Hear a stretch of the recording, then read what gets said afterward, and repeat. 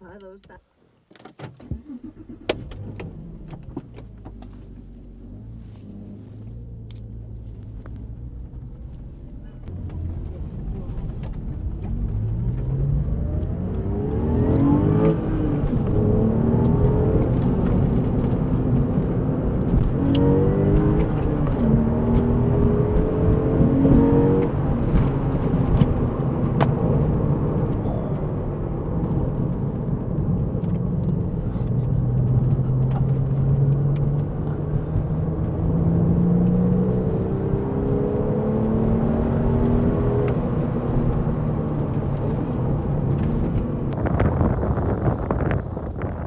Bienvenue dans les Bardenas.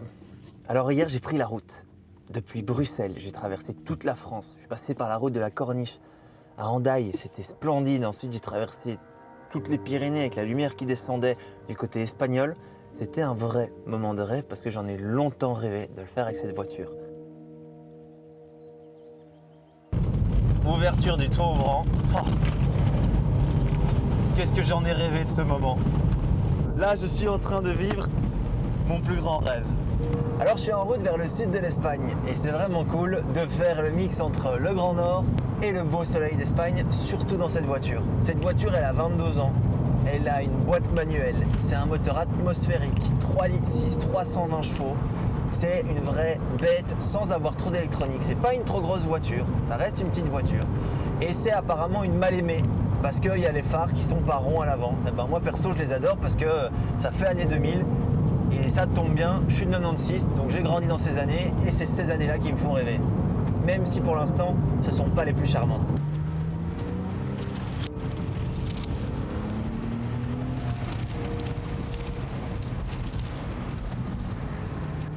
Tu l'auras remarqué, je suis pas dans le Land Cruiser, je suis pas dans la Mercedes. Je suis avec cette nouvelle Porsche 911, 996 Targa. Ça c'est la Porsche 911, la moins chère qu'il y a pour l'instant sur le marché.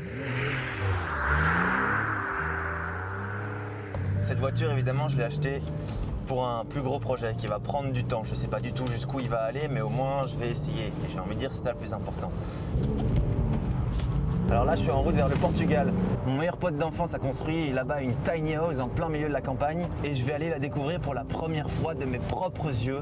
Ça fait 3 ans que je me dis qu'il faut que j'aille le rejoindre, qu'on aille passer du temps ensemble. Et aujourd'hui, c'est le moment, c'est l'instant. J'ai vraiment hâte d'arriver.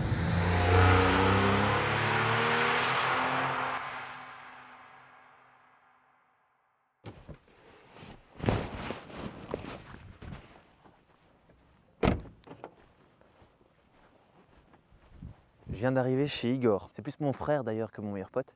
Et il s'avère qu'il habite ici au Portugal et il a décidé de construire sa propre tiny house et de l'installer au plein milieu de la campagne portugaise à 2h30 de Lisbonne, dans un vrai coin de paradis. Et aujourd'hui, on va découvrir cet endroit. Le soleil n'est pas là, mais ça rajoute une ambiance encore plus sympa parce qu'il y a un petit peu de brume, il y a les moutons aux alentours de la cabane.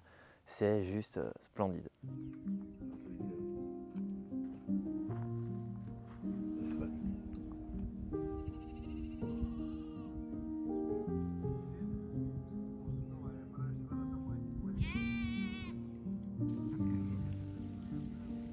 Ça fait depuis combien de temps que tu es au Portugal? Ça va faire un tout petit peu plus que 3 ans.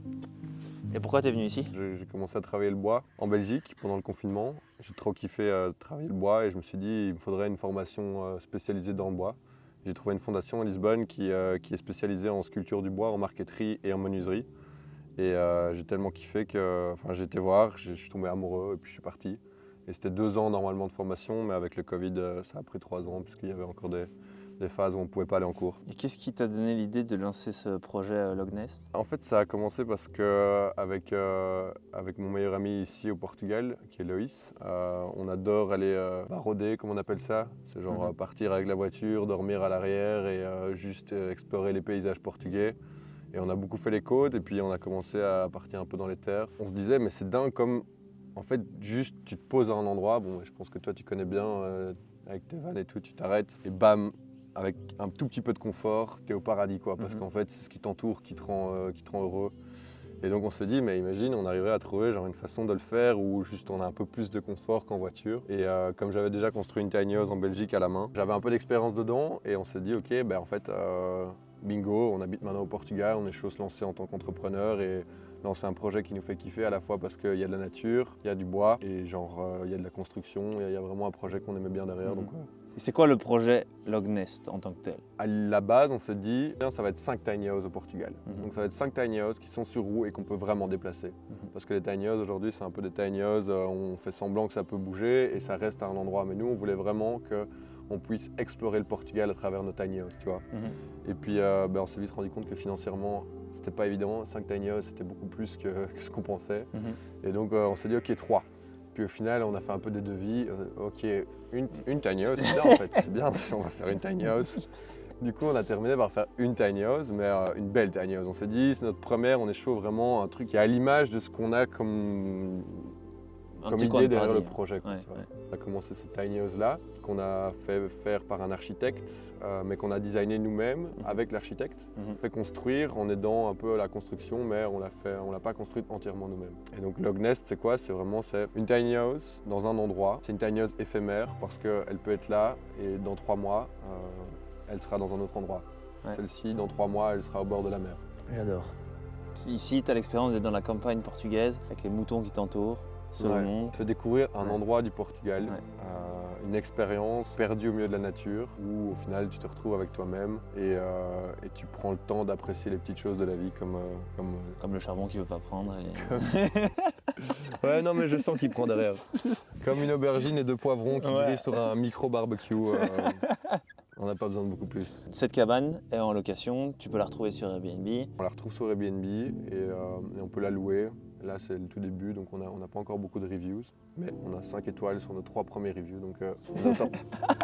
on est là. Ce qui est incroyable de cet endroit, c'est que vous l'avez installé en été, et en été, ça ressemble pas du tout à ça. Comme tu me l'as dit, c'était plus un décor de Tanzanie, de savane africaine, tout était sec, avec des couchers de soleil du futur. Et maintenant, on est dans un truc tout vert, bien campagnard, et qui me donne super fort envie. C'est quoi le futur du projet Lognest? En gros, comme je t'ai dit, dans 3 mois, on bouge, on va à la côte. Donc là, ce sera vue sur mer. On a déjà le terrain. Je pense que ça va vraiment être canon. Vraiment canon, avec une terrasse sur pilotis où tu arriveras à 2 mètres au bout de la terrasse. Beaucoup plus proche de Lisbonne. 40 minutes de Lisbonne. Et proximité de la mer, ce sera, je pense que tu es à 5 minutes en voiture, tu prends ton vélo, n'importe quoi, et tu es à 10 minutes ou 15 minutes. Alors dans ce petit coin de paradis, on a passé 2 nuits. Et toutes les images que vous voyez par-dessus, ce sont les moments qu'on a passés à 2 dans ce petit coin de paradis. Le gros avantage de cet endroit, c'est le silence. On est vraiment au milieu de nulle part et ça fait du bien. Parce que des endroits comme ça devient rare. J'ai jamais parlé dans une de tes vidéos en tout cas. C'est vrai que t'as jamais parlé dans une vidéo. Mais t'as été dans une vidéo, on était en Sicile ensemble. Ouais, mais non. Enfin oui, je suis apparu. En fait, je suis ton meilleur pote caché. Ouais, t'es vrai. Vraiment en plus. Donc explique-moi un peu l'aspect autonomie de cette tiny house, parce qu'on est au milieu de nulle part. On n'est pas connecté à l'eau ni à l'électricité, donc comment est-ce que tu fais? Bah écoute, du coup, pour l'électricité, c'est très simple. On peut voir les panneaux solaires qui sont là. Donc on a fait monter 2400 watts de panneaux solaires. Ils sont divisés en 6. On a construit une jolie construction, une barricade pour les moutons autour, mais ça marche pas tellement. Qui n'est pas très utile, et au final, ça sert à rien de les empêcher parce qu'ils te tondent les alentours de ton panneau solaire. Comme ça, tu n'as jamais d'ombre sur tes panneaux. Ouais, mais écoute, c'est les propriétaires du terrain qui nous ont conseillé. Et comme je suis pas un pro mouton, je me suis dit, ok, je vais construire quelque chose. C'est vrai que pour le même prix, tu te retrouves avec 3 moutons sur tes panneaux solaires. Ouais, c'est ça. Tu te dis, tu investis dans des panneaux solaires et puis ils te les cassent, c'est quand même dommage. Ouais. Mais bon, finalement, en tout cas, les petits, ils aiment bien sauter pour aller chercher l'herbe plus verte. Tu te dis, il y a de l'herbe partout, mais ils aiment quand même aller chercher l'herbe là. Donc voilà. C'est que le mouton tombe très bien parce que finalement, il tombe vraiment parfaitement égal partout. Et ça, chaque fois qu'on le voit, c'est assez impressionnant. Après, ils sont beaucoup. Ils sont 150, je pense. Ils sont beaucoup. Mais c'est impressionnant comme ils tondent et tu peux voir ce qu'ils kiffent et qu'ils kiffent pas parce que tu as des endroits où genre ils ont pas touché à l'herbe alors que tu as d'autres endroits, ils ont tondu jusque genre ils laissent 3 mm d'herbe. Et donc je pense que ils ont des préférences de végétation. Ça c'est pour récolter l'énergie du soleil et puis où est-ce que tu la stockes? C'est là où c'est excitant. Voilà, donc en gros ici on a un tuyau, on a des câbles électriques qui passent dans le sol, qui arrivent juste ici. Et qui remontent dans le local technique. Voilà. Elles arrivent, la machine envoie surtout dans les batteries. Donc il y a 5 batteries de 2500 watts, donc tu as quand même 12 500 watts de batterie. Tu es obligé d'avoir autant de batterie parce que tu n'as pas mis de poêle à bois dans la Tiny. C'était un choix stratégique parce que tu ne peux pas faire de feu ici en été, c'est évident. Et donc tu as dû installer ça. Qu'est-ce que c'est ça? Installer ça. Ouais. Et c'est pas commun dans une tiny house, ça c'est sûr et certain. Mais en Espagne et au Portugal, c'est commun. Ouais, c'est ça. En gros, ici, ça vaut quand même le coup, surtout qu'on a l'isolation de double vitrage. Donc au final, c'est de l'air conditionné en été et c'est du chauffage en hiver. Ce qui est quand même vachement pratique, mine de rien, parce qu'ici, on monte à 43 degrés parfois en été. Ouais. Parfois. En général, c'est pas dérangeant, mais il y a des jours où ouais, ça peut chauffer. Et surtout que tout ce qui est réchauffage et refroidissement, ça consomme super beaucoup d'électricité. Donc en été, tu peux pomper sur l'ERCO et puis tu sais que le soleil sera là pour recharger les batteries sévèrement la journée. Et donc pour l'eau, système assez simple je pense, non? Pour l'eau, écoute, très simple. On a une réserve d'eau, donc c'est un bidon de 1000 litres qu'on doit remplir à chaque fois, donc ça c'est un peu l'inconvénient. J'avais pensé à essayer de faire un système de filtration pour l'eau du lac, mais comme on est éphémère et qu'on s'en va dans 3 mois, c'est un gros investissement qui ne vaut pas la peine. Mais du coup, ouais, un gros bidon de 1000 litres, il y a une pompe qui prend directement, qui envoie la pression dans la tiny house à 2 bars et demi, et voilà. Aussi simple Et que ça. puis c'est tout simple, il y a un système de chauffage à gaz. Donc on a une bonbonne de gaz qui amène pour les tacs de cuisson et pour le système de chauffe-eau. Et pour le four. Et pour le four, parce qu'on a un four à gaz aussi. Ouais. Ça, c'est incroyable. Ouais, on a quand même pas mal de choses là-dedans qui sont un peu luxe, qu'on aurait pu se passer, mais qui rend le confort vraiment incroyable.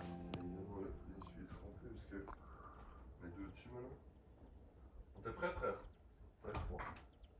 Alors Igor, de bon matin, il se dit tiens, je vais aller nager dans les temps. Il est complètement parclos.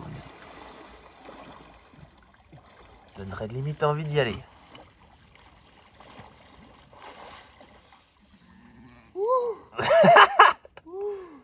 Bah, je te dis, je suis bien dans mon lit, moi. Oh, je peux te dire qu'elle est bien froide. Je pense que j'ai assez.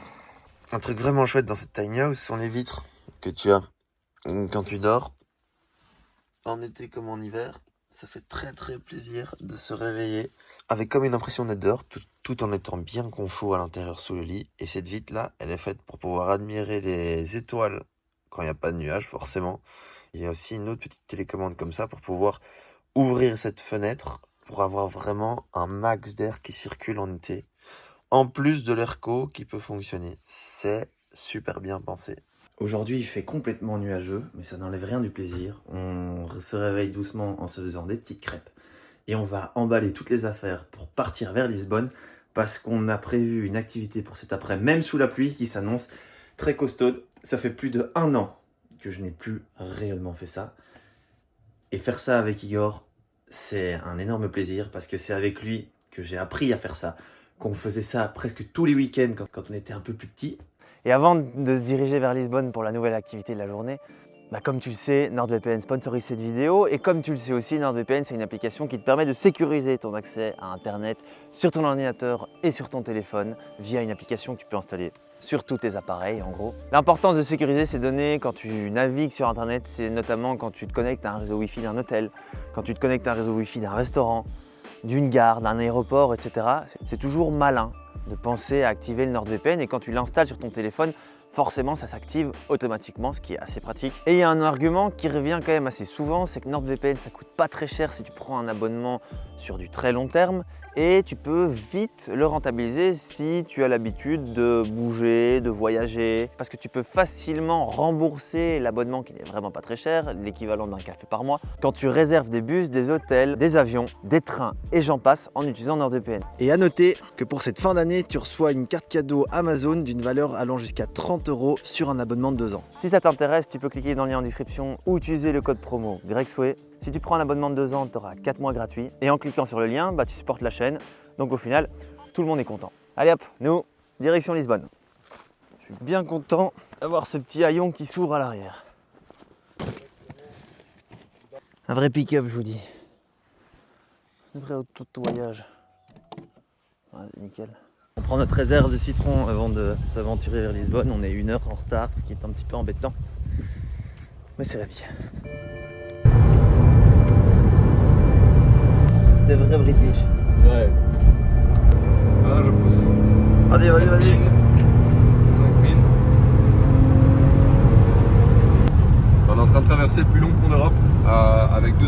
km, c'est le pont Vasco da Gama. Putain, il a bien travaillé, hein. Bon, une semaine. Pas tellement, je trouve. Maman, quelle beauté.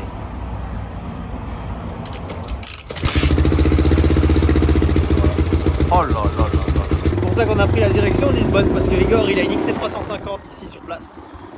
Et il s'avère que dans la rue, perdue au milieu du spawn, il y a une deuxième XC350 qui m'attend. Ça va être costaud. La moto, c'est en fait au meilleur pote d'Igor qui veut bien me la prêter pour quelques jours afin qu'on puisse réaliser notre aventure. Les motos sont prêtes, on fait le plein et on peut partir.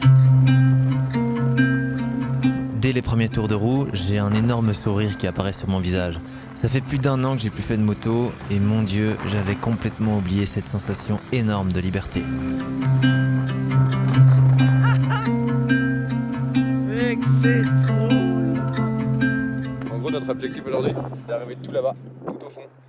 En gros, on appelle ça le croissant de Sasimbra, de Kapalika, parce qu'en fait, c'est les deux endroits. Et donc, ça fait tout là-bas où il y a Sintra, ça fait un énorme croissant et ça arrive là-bas au Capo des Spichel. Et notre idée, c'est d'arriver là-bas pour ce soir, enfin pour quand on arrivera. Attends, c'est où? Tout au bout, tu vois, au bout du croissant, à droite. Enfin, tu vois, ça fait un. Ah ouais. Croissant. Là, sur la plage là. Non, au fond, là-bas, tu vois, là-bas. Tout à droite, là où il y a l'océan quoi. Voilà, c'est ça. Ah, là-bas. Ah, moi je pensais que c'était là. Ah non, c'est là. C'est tout au bout là-bas. Et il y a moyen de y aller que par du riding. Genre, je connais les routes pour le faire. Je traverse 2 routes en macadam, quasi. Et sinon, le reste, c'est que de la piste. Mamma mia, ça va être solide.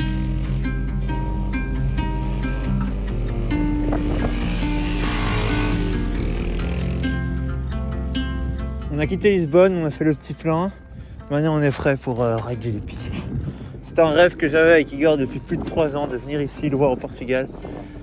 Et ça y est, je suis trop heureux. Allez fieu, démarre hein. Après je suis peut-être en trop de grande vitesse. Voilà. Le Portugal ici, ils ont complètement une autre mentalité avec les motos enduro. C'est très très commun. Beaucoup de Portugais le font. Et du coup, il y a des chemins dans tous les sens. Putain, tu m'emmènes dans une urbex ici. Incroyable. Ah, il y en a 3, il y en a un là et 2. Ah ouais. Et je pense qu'il y en a un qui est impressionnant, genre là-bas. Wow. Foutons le camp d'ici. On a d'autres endroits bien mieux à aller visiter. Oh là là, qu'est-ce qu'elles sont belles. Oh, qu'est-ce qu'elles sont belles. Quand je fais des aventures comme ça, je me rappelle à quel point j'adore faire de la moto, à quel point j'aimerais bien faire un gros voyage en moto un jour. Enfin un gros. C'est pas un gros truc de 3 semaines, 1 mois, peut-être plus. Ça fait tellement rêver. Ce qui est addictif avec les voyages en moto, c'est l'obligation de prendre uniquement le strict nécessaire. Et puis il y a un petit côté physique qui est super intéressant. De 1, parce que rouler en moto dans des pistes, c'est compliqué, donc ça fatigue. Et de 2, parce qu'on est vraiment bousculé toute la journée par les éléments. Je suis un peu mouillé quand même. Mais ça n'enlève rien du plaisir. Je suis trop heureux. Chou. Ouah, c'est trop solide. Est-ce qu'on est pas bien là? Même s'il pleut, rien à foutre. Il n'est que 16h30 et pourtant la lumière est déjà très basse. Et on est tellement heureux sur nos motos qu'il n'y en a pas un pour arrêter l'autre et se dire tiens, on va essayer de rentrer calmement tant qu'il fait clair. C'est incroyable.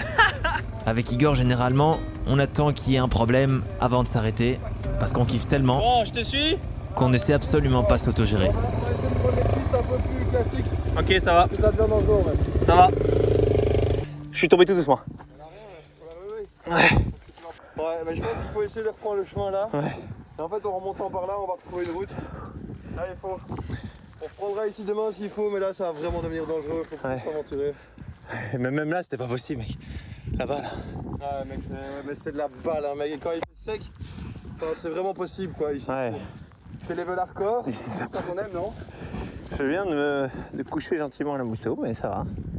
C'est ça qu'on aime, ouais. C'est ça que je disais à la caméra, je disais ce qui est bien avec Igor, c'est qu'on roule jusqu'à ce qu'il y ait des bêtises qui arrivent. Tant qu'on s'est pas fait mal, franchement, c'est que c'est pas une bonne balade. Tant qu'on a pété la moto.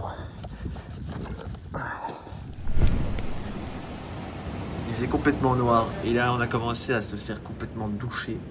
Donc on a pris le premier hôtel, enfin c'était pas vrai, c'était pas le premier hôtel, on a roulé pendant 25 minutes sous la pluie, c'était une bonne galère. Tout est trempé, sachant qu'on n'avait pas prévu la pluie dans notre planning. Donc voilà, là on va aller au restaurant en dehors de l'hôtel et ça c'est ma veste. Et pas mal hein.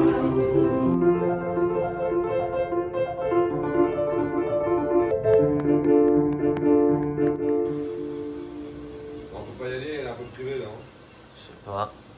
Il semblait que t'étais un peu trop. Alors on a une petite mission mécanique aujourd'hui. Ma chaîne est complètement détachée, complètement desserrée. Parce qu'en fait la moto elle était stockée pendant quelques mois et on est parti comme ça. Donc ça va pas être très compliqué mais il faut le faire. Allez démarre ta bête toi.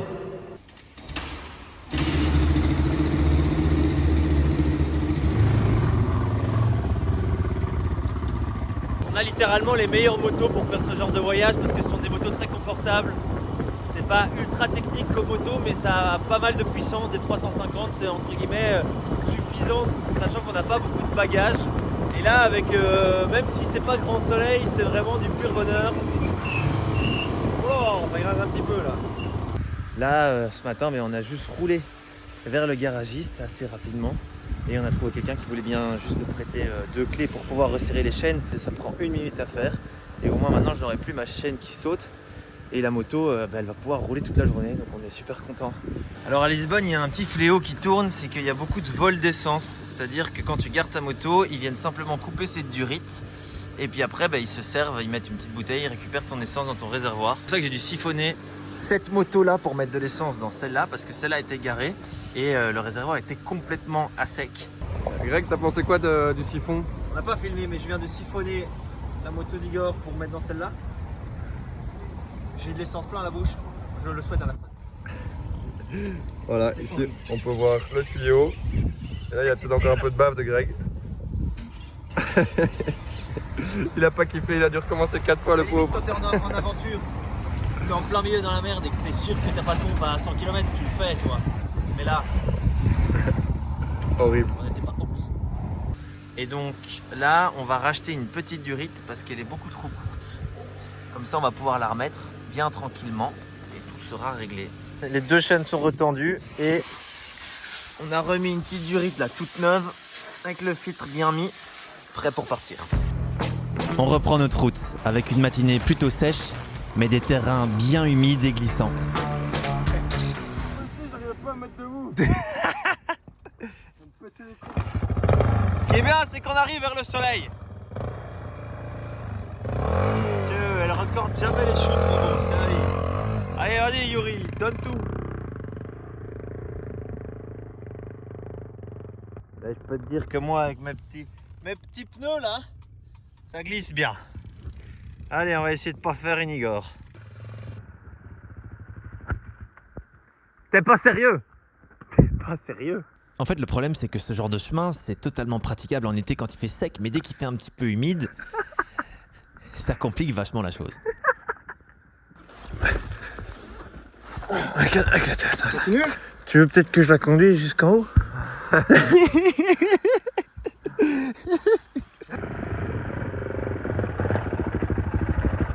On va prendre le ferry pour passer dans un endroit qui est difficilement accessible. En tout cas, si on veut y aller en voiture, il faut faire un énorme détour.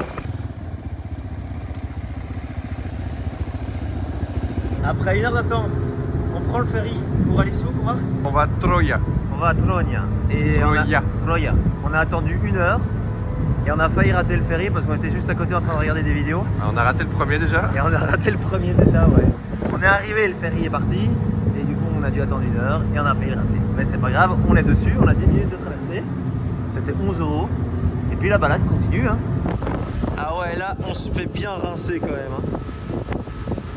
Alors c'est peut-être pas la meilleure météo, mais je peux te dire qu'on le sent vivre et pas les moindres. Et c'est sans doute la meilleure sensation du monde parce qu'on en a longtemps rêvé et maintenant on le fait. Et c'est le plus important, qu'il y ait du soleil ou pas. Tant qu'il ne fait pas gelant, nous on est très heureux. Et en fait la différence aussi c'est que comme on fait de la moto, on est là pour faire de la moto, on n'est pas là pour aller se poser sur la plage, profiter pendant des heures du soleil. C'est forcément mieux s'il y a du soleil. Mais l'important c'est de rouler et de kiffer sur les pistes. Ce qui est compliqué, c'est que de un, on n'a pas les pneus qui sont adaptés pour ce genre de terrain, et de deux, c'est que dès qu'il fait un peu mouillé au Portugal, il fait extrêmement glissant, presque bien plus qu'en Belgique, ce qui ne simplifie pas la tâche. Là, ça devient un peu solide quand même au niveau pluie. C'est super chiant. C'est pas grave. En fait, ce qui est perturbant, c'est que la météo n'annonçait aucune pluie et on n'arrête pas de se taper des averses et des fois, donc c'est éclaircie, averse. Là, dans mes bottes, c'est rempli d'eau, les gants sont trempés. C'est un peu dur là, c'est un peu dur parce qu'on était, pour l'instant, on était vraiment épargné par la pluie. Enfin, on se tapait des petites averses, mais rien de très grave. Ça va être dur, c'est Non, va falloir faire. au marteau. Igor s'est planté, il a complètement plié son frein arrière et donc il a plus de frein arrière, ce qui est quand même pas ouf. Donc là on s'est arrêté à l'atelier où Igor a fait son stage, travailler le bois. Il est en train d'essayer de remettre son frein tout droit, c'est pas gagné. Et puis on va voir si on continue, mais bon, il y a du soleil là, mais c'était vraiment dégueu cet après-midi. Et voilà, le frein il est comme neuf.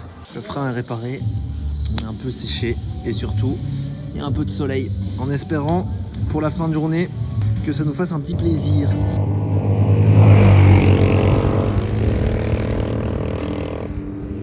La pause était bien nécessaire pour reprendre un petit peu des forces et se sécher un tout petit peu. Et heureusement pour nous, on a enfin réussi à éviter les averses. On avait une fin d'après-midi plutôt sèche. Oui, cool.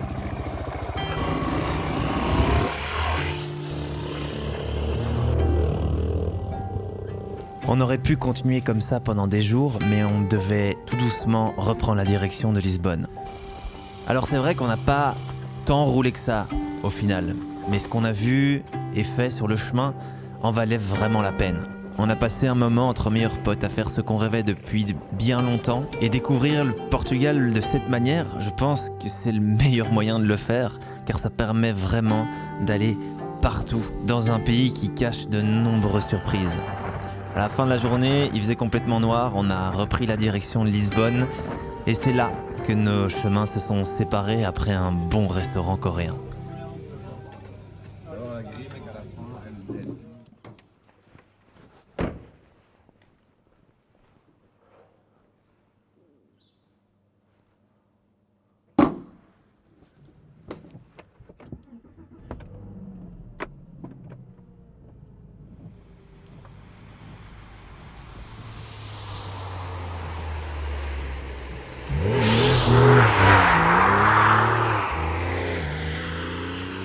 Dernier plein en Espagne.